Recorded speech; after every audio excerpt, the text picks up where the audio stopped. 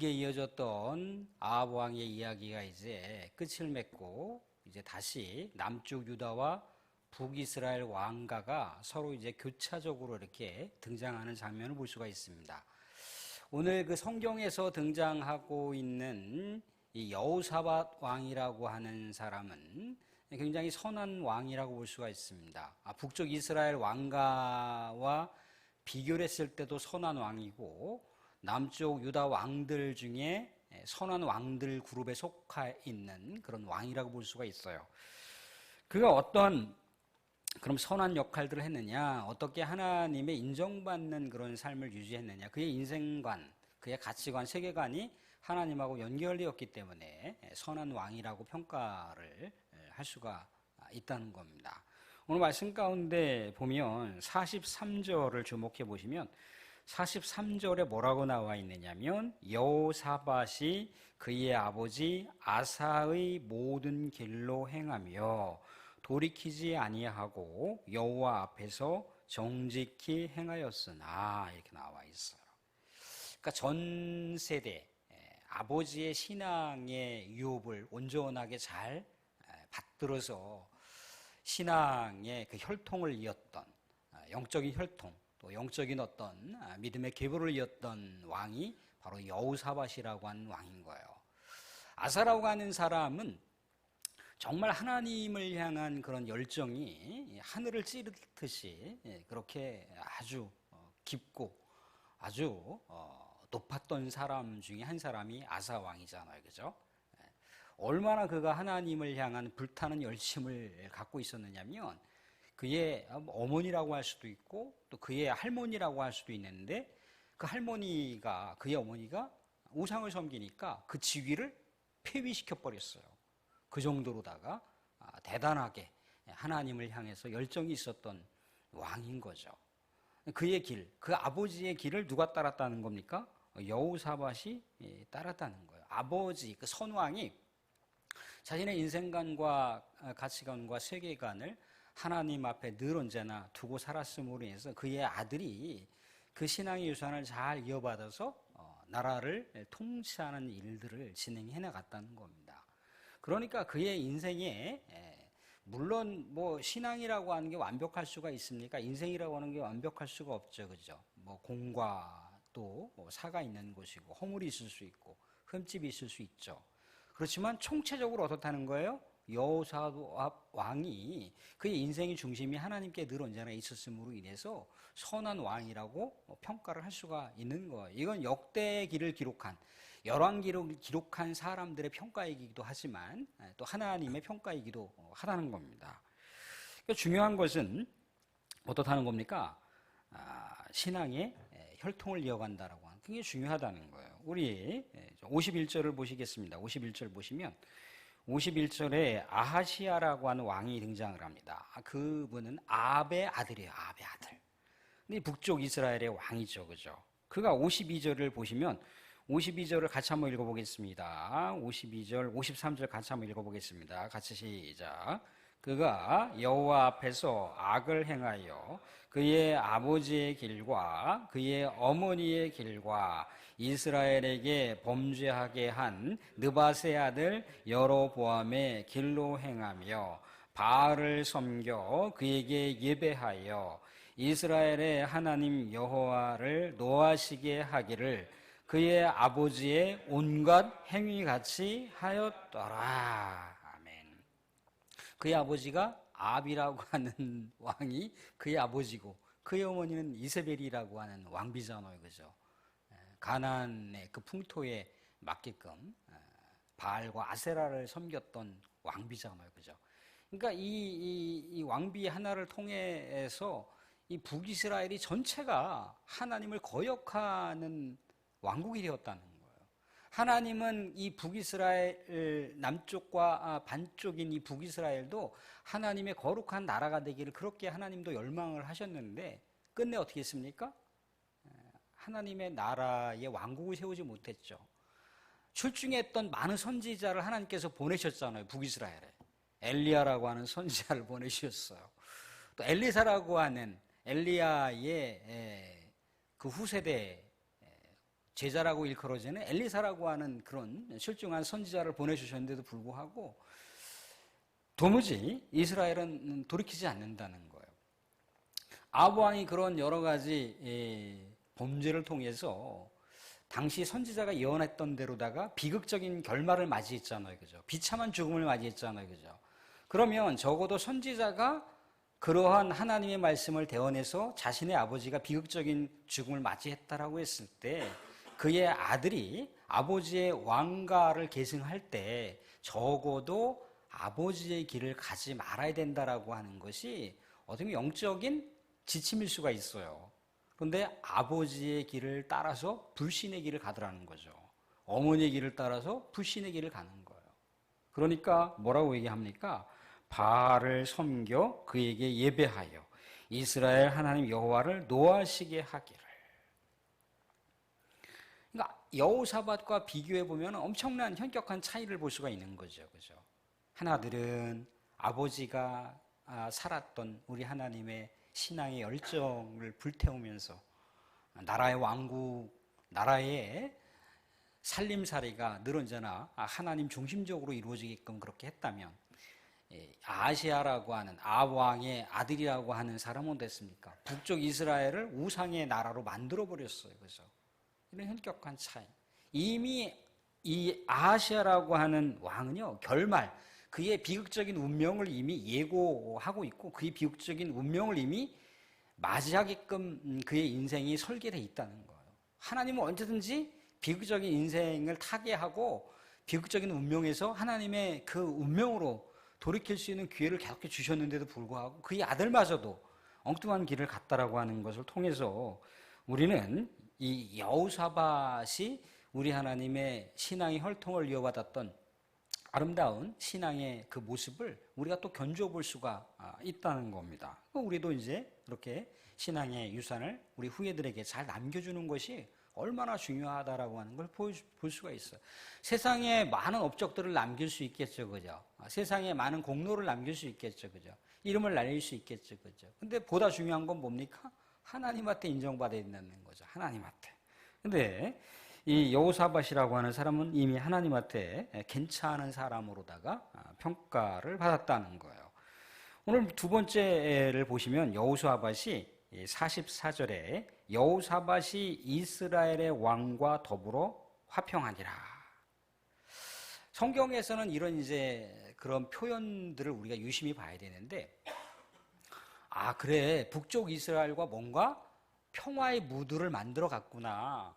남쪽과 북쪽이 우리나라처럼 이 북한과 남한이라고 하는 나라가 있는데 막 전쟁을 종식시킨 막 선언을 하고 앞으로의 뭐 21세기 세계 역사에 유례가 없는 그런 통일한국의 비전을 가지고 막 했단 말이죠, 그죠? 근데 그럴싸해 보이잖아요. 겉에서는 그럴싸해 보이는데 내용적으로 들어가 보자는 거죠. 어떤 근거로 평화를 만들었는지, 어떤 것을 통해서 평화를 만들었는지가 중요하잖아요, 그죠? 근데 이들이 만든 평화는 어떤 평화입니까? 하나님이 만든 평화가 아니라는 거예요. 왜 그랬을까요? 이 여호사밧이라고 하는 왕의 아들 여호람이라고 하는 사람이 이 북쪽 이스라엘의 아합 왕의 딸 아달랴라고 하는 사람하고 정략 결혼시켰어요. 그렇게 해서 이제 평화를 만들어 가는 거예요. 그런데 그렇게 고대 사회에서는 뭔가 당시 어떤 그 시대를, 어려운 시대를 돌파해 가기 위해서는 얼마든지 정략 결혼을 할 수가 있어요. 뭐 현대 사회에서, 산업화 이후에 현대 사회에서 얼마든지 대기업들이 서로 정략 결혼을 하잖아요, 그죠? 대기업의 딸과 아들들이 서로 이렇게 해서 결혼을 하지 않습니까, 그죠? 아니면 대기업에 있는 사람들이 뭐 검찰 출신의 누구하고 이렇게 결혼시킨다든가, 아니면 국회의원의 누구 유명한 사람들하고 결혼시킨다든가, 그렇게 해서 이제 뭔가 대기업을 계속해서 그 브랜드를 유지하기 위한 그런 방편으로 다 그렇게 할 수가 있다는 거예요. 그런데 그렇게 어떤 시대가 어려운 시대고 많은 외세를 극복하기 위해서 뭔가 두 나라가 공조를 해야 된다라고 하는 것이 합리적인 결론일 수 있지만 하나님의 관점에서는 완전히 불신앙이었다는 거예요. 완전히 바람직하지 않았다는 모습인 거죠. 왜 그렇습니까? 북쪽 이스라엘은 어떤 나라였다는 거예요? 하나님의 나라가 아니라 하나님을 중심으로 모시는 나라가 아니라 바알과 아세라라고 하는 우상을 섬기는 나라였다는 거예요. 우상을 섬기는 나라이니까 전쟁을 일으킬 때 아합왕이 우리 연합전선을 구축해서 저쪽에 아람 군대를 한번 강력하게 한번 무찔러 봅시다 라고 이렇게 제안을 했을 때 여호사밧이 어떻게 처음에 반응했던가요? 먼저 하나님의 뜻을 물어보시지요 라고 했거든요. 그래서 미가야 선지자가 얘기했잖아요. 그죠? 내가 하늘의 어전회의에서 봤는데 거짓의 영이 이 400명의 선지자들과 또 그 당시에 많은 사람들, 그 신하들의 마음을 사로잡아서 아합 왕을 죽이려고 하는 의도가 있는 것을 내가 읽었으니 말하자면 전쟁을 하지 말라는 거잖아요. 그죠? 그런데 여호사밧이 이때 뭐 가타부타 결론을 내리지 못하고 그냥 연합전선을 구축해서 전쟁 가운데 출격을 시켰다는 겁니다. 결과는 어떻게 됐던가요? 패했잖아요. 연합전선이 패함을 당하고 아합 왕이 죽는 사태가 벌어졌다는 겁니다. 여호사밧은 여기서 어떤 경험을 했을까요? 하나님의 뜻이 아니었으므로 해도 전쟁에서 패했고 하나님의 뜻이 아니어서 아합 왕이 죽었구나라고 하는 신앙의 결론을 그가 얻었어요. 또 하나의 결론은 뭡니까? 어떤 결론이냐면 오늘 말씀 가운데도 등장하고 있는데 49절 보시면 49절 50절에 49절 50절 같이 한번 읽어보겠습니다. 48절 49절 48절 49절입니다. 같이 시작. 여호사밧이 다시스에 선박을 제조하고 오빌로 금을 구하러 보내려 하였더니 그 배가 에시온 게벨에서 파선하였으므로 가지 못하게 되매 아합의 아들 아하시야가 여호사밧에게 이르되 내 종으로 당신의 종과 함께 배 가게 하라 하나 여호사밧이 허락하지 아니하였더라. 아멘. 뭔가 지중해 이렇게 그 어떤 선박을 만들어 놓고 뭔가 그 무역의 선단을 유지한다는 거 굉장히 중요해요. 그죠? 이 지중해라고 하는 곳이 이 아프리카와 유럽과 이 중동 지역을 연결하는 바다잖아요. 그죠? 그렇기 때문에 어떻게 보면 굉장한 무역의 성과를 올릴 수가 있는 것이 선단이에요. 선단. 근데 오늘 보시면 알겠지만 아합의 아들 아하시야가 여호사밧에게 우리 다시 연합해서 무역 선단을 만들어 갖고 조금 뭐 지중해 바다에 새로운 또 이렇게 새 시대를 열어가 보십시다 이렇게 뭔가 제안을 했는데 여호사밧이 거절을 했잖아요. 그죠? 근데 왜 거절을 했겠습니까? 이미 연합 무역 선단을 진행을 했던 거예요. 그런데 지중해에서 연합 무역 선단의 배들이 어떻게 했다고 했다는 겁니까? 난파됐잖아요. 그죠? 파손됐다는 거죠. 그죠? 거기서 여호사밧은 뭘 읽었습니까? 북쪽 이스라엘과 뭔가 해외 무역을 위해서 무역선단을 같이 연합하는 것도 하나님께서는 원하지 않는 거구나. 어디서 그런 증거를 깨달았습니까? 무역선단의 배들이 파손됐거든요. 거기서 알았어요. 이 북쪽 이스라엘과 함께하면 안 된다는 거구나 라고 하는 걸 두 번 느낀 거잖아요. 한 번은 전쟁을 통해서 깨달은 거고 한 번은 무역선단을 통해서 깨달았다는 거예요. 그래서 여호사밧이 어떻게 했던가요? 이제는 그들과 함께해서는 안 된다라고 하는 걸 깨달았다는 겁니다. 처음에는 몰랐지만 시간이 흘러가면 흘러갈수록 신앙의 영적인 세계를 통해서 여호사밧이 그 당시에 북쪽 이스라엘과 어떤 거리를 둬야 된다라고 하는 것을 이제 깨닫게 되는 그런 장면이라고 볼 수가 있어요. 여호사밧이 이런 선한 일들을 했다라고 하는 것을 볼 수가 있습니다. 또 하나 뭔가요? 오늘 말씀 가운데 보시면 46절에 그가 그의 아버지 아사의 시대에 남아있던 남색하는 자를 어떻게 했다고 했습니까? 그 땅에서 쫓아내었대더라. 이렇게 나와 있어요. 근데 이 남색하는 자는 이제 카데시라고 해서 이제 이 히브리어 언어 중에 카도시라고 하는 단어가 있어요. 거룩하다라고 하는 단어거든요. 근데 되게 보면 어원상 되게 웃기잖아요. 그죠? 어떻게 남색하는 자가 어떻게 거룩한 자로다가 이게 될 수가 있습니까? 당시에는 신전을 유지하기 위해서 남창이라고 하는 사람들이 있었고 또 신전을 유지하기 위해서 여창이라고 하는 사람들을 두고 있었다는 거예요. 오늘날 또 율락가에 있는 그런 남자 여자를 생각하시면 안 됩니다. 그 당시에 문화적인 어떤 신앙적인 세계관이 그랬다는 거예요. 어떤 신앙 세계관? 우상의 세계관이 그랬다는 거예요. 우상 종교의 세계관이 그랬다는 거예요. 신과 더 밀접하게 친밀한 관계를 유지하기 위해서 육체적인 결합을 그 신전을 섬기는 사람과 해야 된다는 거예요. 그렇게 됐을 때 뭔가 영적인 카타르시스를 느껴서 그게 신을 향해서 더 한 걸음 나아갈 수 있다라고 하는 방편으로다가 거룩한 의식과 절차로다가 그렇게 신전에 남창과 여창을 넣었다는 겁니다. 그 영역이 어디까지 뻗쳤다는 거예요? 남유다까지 뻗쳤다는 거예요. 이미 북이스라엘은 이미 만연되어 있는 상황이고요.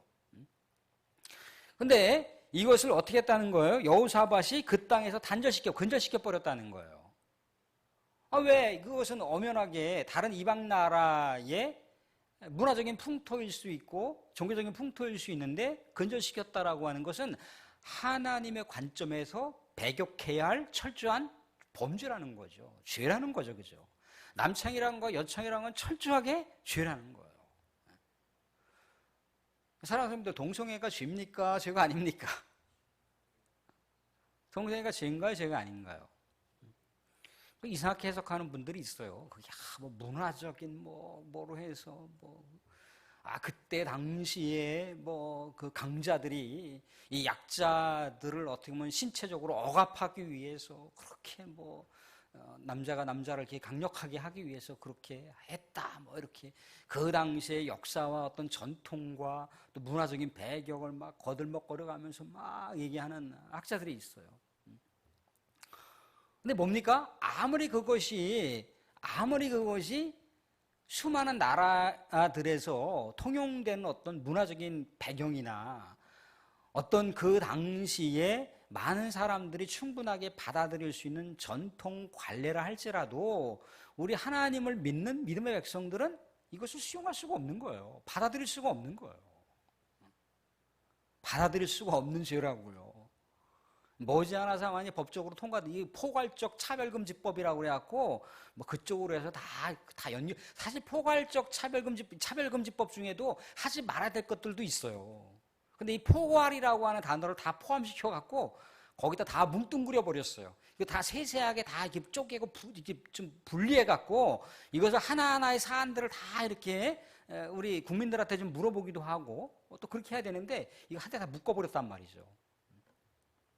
아마 통과될 날이 멀지 않았을 거예요.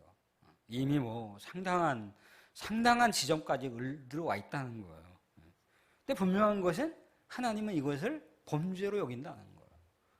기독교는 범죄로 여긴다는 거예요.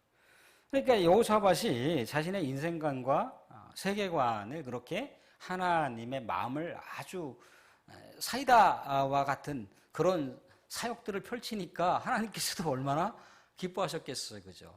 내가 찾는 왕이 바로 너로다라고 하셨을 거 아니에요. 그죠? 물론 여러 가지 약점들이 있었을 거예요. 그 당시에 편만하게 이루어졌던 산당 제사 같은 것들. 그런 것들은 그 당시에 성전이 없었음으로 인해서 진행됐던 많은 어떤 전통과 관련이 있기 때문에 한순간에 끝낼 수 있는 것은 아니지만 그럼에도 굉장히 그가 멋지게 그렇게 하나님 앞에서 드라마틱한 그런 자신의 나라를 하나님께서 기뻐하시는 나라로 계속해서 세워나갔던 것. 그러니까 남쪽 유다 백성들이 여호사밧을 따라서 하나님 중심으로 그 하나님의 나라, 비록 인간이 통치하는 이 남쪽 유다지만 하나님의 신성국가를 만들어가는 거잖아요. 그렇죠? 그러니까 그 백성들은 또 얼마나 행복한 삶을 또 추구할 수가 있는 거잖아요. 그렇죠? 하나님께서 보호하시는 그런 나라, 하나님께서 지켜주시는 그런 백성. 그러니까 그들에게는 꿈이 있는 거고 그들에게는 비전이 있는 거죠. 그죠? 그들은 언제나 하나님의 약속을 받은 백성이라고 하는 그런 선민의식을 그들이 뭔가 기대를 갖고 자부심을 갖고 살아갈 수가 있었다는 거예요. 그런데 그와 다르게 어떻습니까? 이 아하시아라고 하는 왕, 아합 가문은 어땠습니까? 초대 1대 누구예요? 여로보암 왕부터 시작을 해서 이때까지도 하나님의 나라에 대한 그런 내용들, 파편 조각이라도 없었다라고 하는 것을 보여주고 있습니다. 사랑하는 성도들, 두 가지만 우리는 여기서 생각해 볼 수가 있습니까? 하나는 뭘 생각해 볼 수가 있습니까? 우리가 부모님한테 신앙을 받을 수도 있습니다. 아니면 또 우리가 성령께서 우리를 직접 주관하셔서 우리의 마음속에 신앙을 받아들일 수도 있어요. 그것은 이제 중요한 건 뭐냐면 내가 몇 대 가문의 믿음을 갖고 있는 그런 후회든지 아니면 일대 믿음의 사람으로 내가 살아가든지 중요한 건 뭐냐면 이제 그 다음 세대라는 거예요. 그 다음 세대. 과연 우리는 우리 후세대들에게 어떤 믿음의 유산을 남겨줄 것인가? 우리 믿음의 후세대들이 과연 하나님을 바라보는 하나님을 중심에 모시고 살아가는 가문을 세울 것인가? 그런 가정을 세울 것인가? 이제 그게 우리의 또 하나의 숙제일 수가 있다는 거예요. 이것은 이 숙제는요 우리 인력으로 풀어갈 수 있는 것은 아닙니다. 늘 언제나 우리가 사모하는 마음으로 그렇게 간절히 또 우리가 우리 하나님 앞에 기도하는 마음으로 또 절박한 마음으로 하나님께 나아갈 때 하나님께서 또 불쌍함 또 긍휼함 자비함을 보여주셔서 우리가 마음속에 두고 있는 그 절실한 그 마음의 중심을 아시고 강력하게 성령께서 또 우리의 후세대들을 또 운영하시는 그런 삶 속에서 후세대들이 성령 충만함으로 하나님의 백성의 길을 걸어갈 수가 있게 된다는 것을 얘기하고 있습니다. 중요한 것은 이제 우리의 믿음의 다음 세대들에게 우리가 믿음의 혈통과 믿음의 족보를 어떻게 우리가 물려줄 것인가. 그게 이제 우리의 중요한 숙제이고 또 기도일 수가 있습니다. 또 하나는 뭔가요? 우리는 과연 하나님 앞에서 어떤 평가를 받는 믿음의 사람으로 살아야 되는가? 우리는 냉정하게 생각해 보면 우리는 다 하나님 앞에서 하나님의 심판대 앞에서 우리 결산할 날이 있다는 겁니다. 과연 결산할 날이 있을 때 하나님 앞에 그래도 우리 하나님께서 우리를 기뻐하시는 기쁨의 면류관 하나님께서 그래도 야 내가 너는 그래도 우리 하나님의 아들답게 살았다. 예수 그리스도의 제자답게 살았다 그러면서 우리 하나님께서 우리에게 자랑의 면류관 자랑스러웠어 아들 뭐 있었어 그러면서 딱 그런 면류관을 딱 우리에게 주시는 것을 우리가 사모하면서 살게 되는 것 그게 또 우리의 숙제일 수가 있습니다. 이 두 가지를 생각하면서 하나님 앞에 신앙의 아름다운 혈통과 계보를 이어가는 저희 모두가 되기를 바라고 또한 우리가 하나님 앞에 또 섰을 때 결산의 때에 우리가 우리 하나님 앞에 섰을 때 하나님께 인정받는 그 어떤 흔적을 그 어떤 스티그마 자취를 남길 수 있는 신실한 믿음의 백성의 길을 걸어갈 수 있기를 주님의 이름으로 축원드립니다.